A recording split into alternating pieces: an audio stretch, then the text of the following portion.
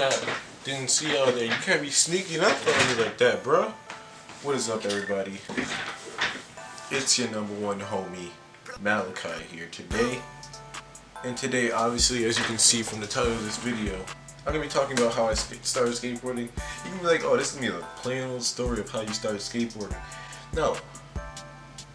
It's not. Alright? It's not regular. It's not normal. Nothing about me is regular. Can't you see? Get it together. Anyway, before I start this video, I gotta plug my mom's church for hooking it up with this board here that I got as an early Christmas present. It's a blackout board. You know what I'm saying? Kind of needed an extra board. I'm probably gonna order another one for Christmas with Christmas money and stuff. Just ordered some new white, all white, low Adidas match cords for skateboarding. So when I come back to skateboard, I'm coming in. Getting these clips, bro.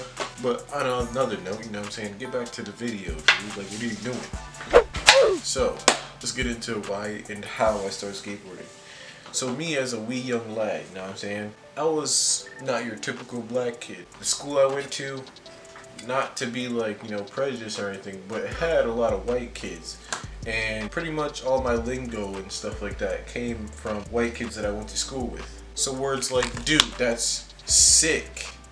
Dude. Stuff like that. Like, I kind of grew up around that with all the Caucasian people around in my school. So me being young, I kind of, learned a lot of things from what I've seen on TV, video games and such. One thing that was really big when I was little was I used to play a lot of video games. Used to watch a lot of cartoons. One of my favorite shows was Rocket Power. So when I was younger, when Rocket Power was on, you could best believe that your boy here was watching Rocket Power. I remember one time, I think it was either for Christmas or just out of the blue, I asked my mom for some roller skates. And it wasn't like regular roller skates, it was like the little plastic wheel roller skates that you're supposed to wear shoes with. And when I got them, I remember one day I was watching Rocket Power in my mom's room, which was on the upper floor. There was a staircase to the bottom, and obviously you guys, I'm pretty sure you guys are all like, you probably did what I'm thinking. Yes, I did do what you're thinking. I jumped out the window. Just kidding. But I was done watching Rocket Power, got up, put my skates on, jumped straight down the stairs, made it about halfway and rolled down the ramp. Then I hit the pile of shoes that was at the end of the stairs, like against the wall. And I don't remember what happened after that. I'm pretty sure I wasn't hurt. I was just, crying for a while, I'm pretty sure, because that's all I did when I was younger. So fast forward a couple of years, I developed a lot of things of skateboarding. I really wasn't into skateboarding until a little while after the whole incident with Rocket Power. Continue on down the lane, watching Rocket Power and shows like that. I got into video games, and one of the video games that was big, people that lived with me, like my uncle, used to play this game called SSX Tricky. That was a snowboarding game. It wasn't really skateboarding, but it was snowboarding. It was like one of those unrealistic snowboarding games where you could like detach your board from your feet and do backflips with like cutting yourself in half with the snowboard and stuff. Yeah, it was like an extreme like fantasy snowboarding game that I loved playing that game. I just played that game day in, day out, and if I wasn't playing it, I was probably watching someone else in the house play it. My mom even enjoyed the game. We still talk about it to this day. Playing that game, made me want to snowboard. And I was just like, I want to try snowboarding. So I remember I had a sled, and in my backyard of my grandma's house was like a big hill, huge hill. And I remember instead of sitting on the sled, Audacity told me, hey Malachi, stand on the sled. Nothing's gonna go wrong. So the way my grandma's hill was, it went from the top, it has like a big hill here, flat, another hill, and then bushes, and a clear lane, and then the house. So how this went, I wasn't brave enough to go from the first hill, so I went to the second hill that went to either the bush, the clear landing, or the house. So I mount the board on the snow. I'm ready to go. I stand up on the board, I give it a nice little nudge forward, start going down the hill. Halfway down the hill, I realize I'm not going the right way. I'm not going to the middle. I'm going towards the house. So instead of going to where the clear land where I won't get hurt, I start fading towards the left side, which is the house. I'm at an uncontrollable speed. So me, I try to be an action hero and just jump from heading towards the house to the clear landing, which kind of makes sense. You know, like, you don't want to hit the house, but you know, instead of making the jump from the sled to the clear landing, half of my body makes it and I get folded on the corner of the house. It was painful. And I was just sitting out there in the snow, just sitting there like holding my stomach. I don't remember if I could breathe for a couple of seconds because that probably knocked the wind out of me. If you're not subscribed yet, you know what I'm saying? 4K. It's the 22nd. Let's get 4K by January 1st. Maybe? No? Okay. So that was pretty much how that ended. Later on, I got into other games. Those games including Tony Hawk games. That is where everything started. I was playing Tony Hawk games such as Tony Hawk Proving Ground, Underground 1, 2, American Wasteland, eventually Skate 3 along the lines, but that was after I started skateboarding. So I started playing these Tony Hawk games that I used to play every day in, day out, because they're fun. I love the stories. To this day, I still love the stories behind like the whole Tony Hawk games. Certain missions you have to do to unlock other parts of the maps. So one day, me and my cousin, who was also interested in starting skateboarding, he got his first skateboard. I didn't have one yet, and he came over to my house and brought his skateboard. So we were like practicing on our street that I used to live. It was like a dead-end road, so it was safe. We weren't that dumb. So I remember we were skating on like the dead-end street, not really doing much because we didn't really know much besides to lift up the front of the board to do like a 25% ollie. There was like this abandoned building that had like a big lot that we used to skate in and just make like DIY stuff, jumps out of plywood and bricks. That wasn't safe at all, but we were kids, so we didn't really care. It kind of got boring because we had to take turns on one board. So then we were going home back to my house, which was right across like the dead-end street. Like, this is the street, this is the abandoned building, this is my house right there. It's like literally across the street, but there's not like cars passing or anything. So we cross the street and go to my house, and on the corner of his eye, he sees a checkered skateboard sitting on like the ledge. But it's not in my yard, it's my neighbor's yard.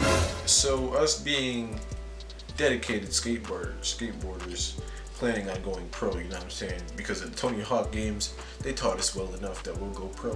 Us being those kids, we went over to the neighbor's house and we started skating.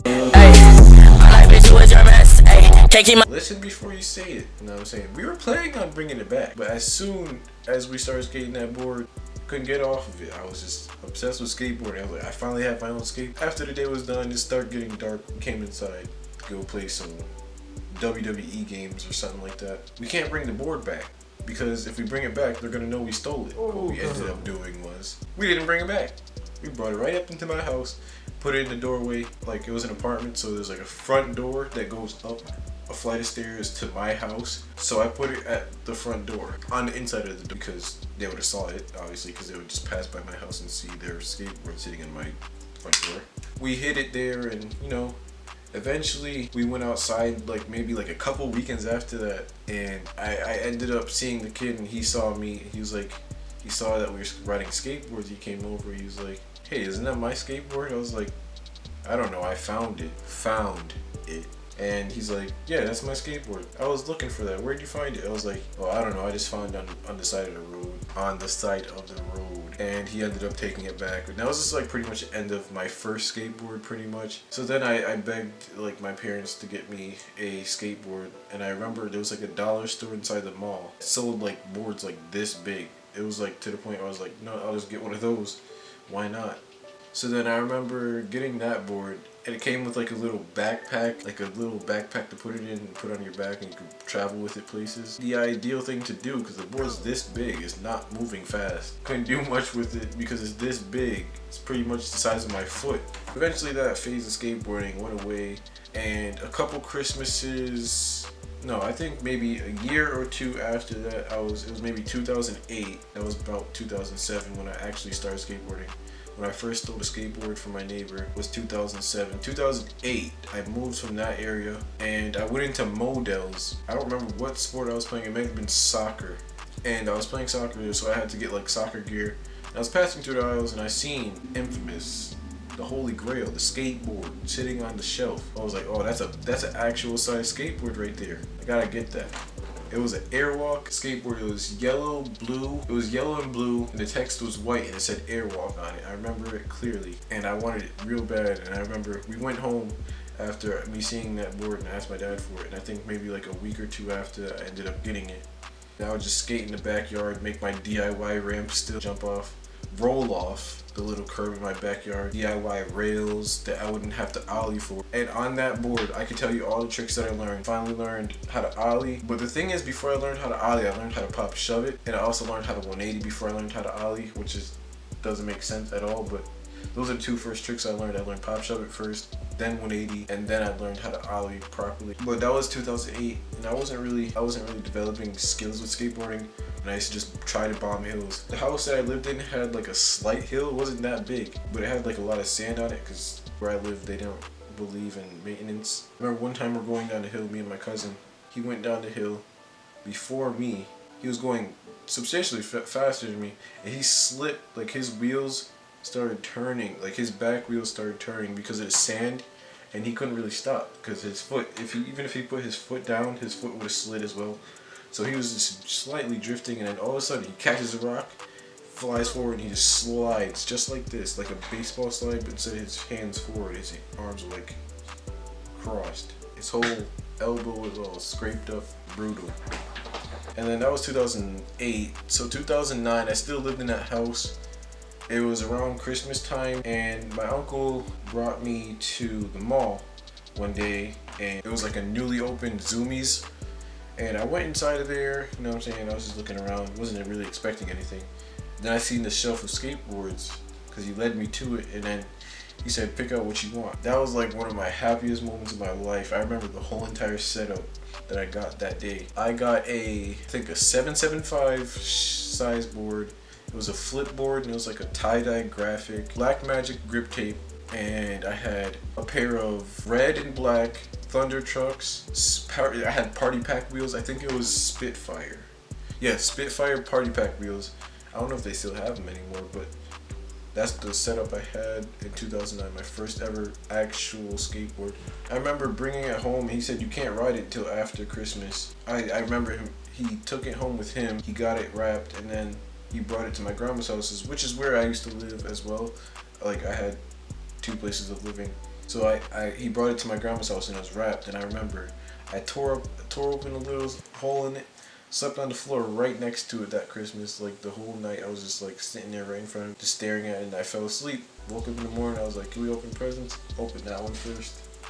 Actually, I think that was the Christmas I got a Nintendo. Yeah, it probably was, because 2000. Yeah. So that's like pretty much how I got my first actual skateboard. I mean, I have a bunch of other stories from skateboarding, but that's pretty much how it all started. Got my first board. That board, I remember that I went down a hill right after baseball practice, which probably wasn't a good idea because I was like probably really tired from running around. I still had my cleats on. Me and my dad were driving in the car. We stopped by a hill because we were on the way home.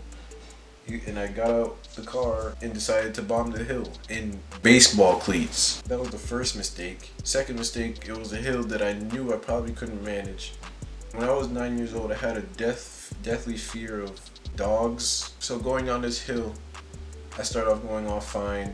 No problem so far. With the cleats on that give you no balance. Imagine how hard it would be to balance. I'm riding down the hill with these cleats on, whole baseball outfit, and then I hear a dog bark right behind me.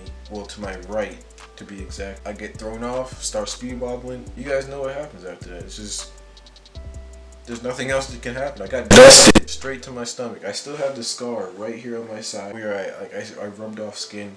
We had to go to CVS and get like peroxide and throw it on there so it didn't get infection, and I'll just die at 9 years old from an infection from skateboarding down a hill. That taught me a lot, not to do something you can't, man. That's why I love skateboarding, because it can teach you a lot of things. I could explain a lot of things that skateboarding can do for you, but that's just for another video. So comment down below if you want me to do a video like that. Anyway, hope you guys enjoyed this video. If you guys want me to do like more story time videos, I'll do them. I have a story about my middle school and when I used to get bullied. It wasn't funny then, but it's kind of funny now how it went because it was really dumb. Hope you guys enjoyed this video. Like, comment, subscribe. Peace. Dude, let's get 25 likes.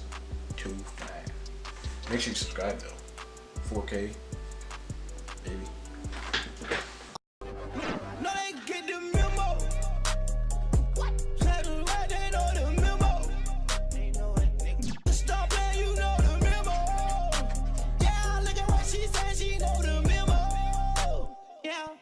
Yeah, she know the memo.